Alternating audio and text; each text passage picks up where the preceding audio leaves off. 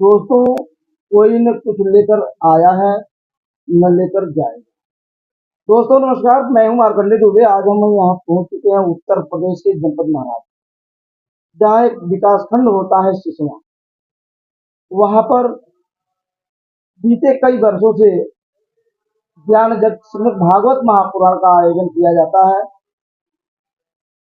और अभी बीते दिनों हम लोगों ने एक खबर प्रकाशित किया था, जो वार्षिक खंड कीर्तन भी हो रहा है। ऐसे में हम ऐसे शख्स के पास पहुंच चुके हैं जो नाम के मोहताज नहीं है। दोस्तों, जिनका नाम है बाबू धीरू सिंह, जिनको धीरेन्द्र प्रताप सिंह और धीरू बाबू के नाम से जाना जाता है। क्षेत्र में चर्चाओं का बाजार गर्म है कि यहाँ ज्ञान यज्ञ हमेशा होता है। इसके विषय में हम जानकारी लेना चाहते हैं कि श्रीमद् भागवत महापुराण, दोस्तों यह ऐसा एक पुराण है, इसमें आपके मुक्ति की सारी बातें बताई गई हैं, जिसका सार निकाल करके तमाम पुस्तकें भी लिखी गई हैं। इसके विषय में हम जानकारी लेंगे। बाबू साहब, हमारे चैनल में आपको धन्यवाद। और आप बहुत ही पवित्र आदमी हैं, जिनके वहाँ हमेशा श्रीमद् भागवत महापुराण हो। एक बार राजा परीक्षित इस कथा को सुनने के बाद ऐसा बताया जाता है कि उनको मुक्ति मिलती है। और सर्प वाली कहानी, दोस्तों इसको सब आप लोग जानते हैं। इसके विषय में हम जानना चाहते हैं कि आपके दिल में कैसे उद्गार आया और आपने यह विश्व कल्याण के लिए, अपने क्षेत्र के कल्याण के लिए और सबको सुख समृद्धि पाने के लिए आपने एक कथा का आयोजन किया है। इसके विषय में आप बताइए। जी प्रणाम, बहुत बहुत धन्यवाद जी गुरुदेव आपका। और जहाँ तक भागवत की बात है जी, तो ये हमारे सनातन संस्कृति में जो मनुष्य का जो मूल उद्देश्य है जी, कि कर्म करते हुए आसक्ति से रहित होते हुए कर्म किया जाए। और अब जो जीव है, जो कि सच है, उसके कल्याण के लिए आत्म साक्षात्कार भी उसको कुछ ज्ञानी लोग कहते हैं, उसकी प्राप्ति के लिए, भगवत कृपा प्राप्ति के लिए, जो कि हमारे समझ से सबसे मानव जीवन का जो कि दुर्लभ है। कहा जाता है कि मानव जीवन दुर्लभ है, और इस दुर्लभ मानव जीवन को पाने के बाद भागवत की कथा सुनना उससे भी दुर्लभ है। कि जब ईश्वर की कृपा होती है, सुनने में आता है, तभी भागवत कथा होता है जी, सुनने में आता है कि देवताओं को भी ये सुलभ नहीं है। जब कोई मनुष्य सुनता है, वहाँ देवताओं का आह्वान होता है, तो ही वो भी श्रवण कर पाते हैं। नहीं तो ये स्वर्ग, चाहे उसके ऊपर के जो लोग हैं, यहाँ तक कि वैकुंठ तक भागवत की कथा नहीं हो सकती। ये मानव जीवन से ही, कथा में भी है कि परीक्षित जी को देवताओं ने आके इनको, सुखदेव जी को, कि आप अमृत ले लीजिए, हमको कथा हम लोगों को सुना दीजिए। लेकिन वह अमृत से भी महान माना गया है। तो इस कथा का श्रवण हम लोग, हमारे गांव में हमेशा होता रहता है। बड़े ही ईश्वर की कृपा है, ब्राह्मणों की कृपा है कि हम भी कई बार सुन चुके हैं, और आगे भी हमेशा सुनने का मेरा इरादा है। और लोग भी जहाँ तक इसका लाभ हो, क्योंकि इसके लाभ और इसके जो अनंत सुख है, जो अनंत आनंद है, उसकी पूर्ति हो नहीं सकती है।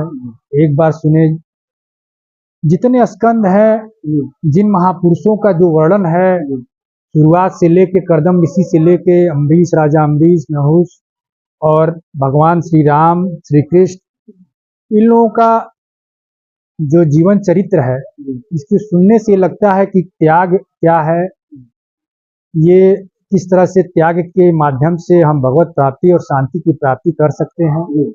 वैराग्य के विषय में हमारे समाज में एक गलत धारणा रहती है। लोगों को ये लगता है कि वैराग्य का मतलब हुआ सब घर द्वार छोड़ के जंगल में चला जाना।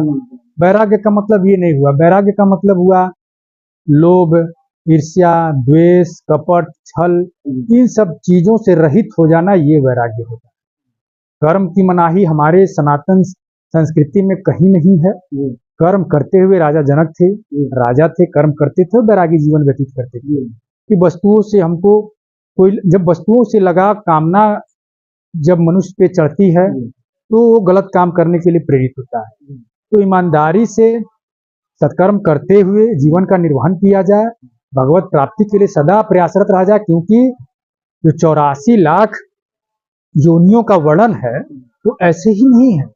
आप जब शास्त्रों का अध्ययन करेंगे, ब्राह्मणों के बीच बैठेंगे, ब्राह्मणों की महिमा इतनी ज्यादा है, ये मुझसे बेहतर कोई नहीं जानता है, क्योंकि मैं जो भी आज हूँ ब्राह्मणों की बदौलत हूँ। ब्राह्मणों ने मुझे जीवन को सुधारने का माध्यम दिया, मैंने ब्राह्मणों का आशीर्वाद लिया, जो अनुष्ठान वगैरह मैंने कराए उसमें उन्होंने मुझे कुछ ऐसी बातें बताई जिससे ये जीवन सफल हो सके। और मैं ब्राह्मणों का ऋणी हूँ हमेशा।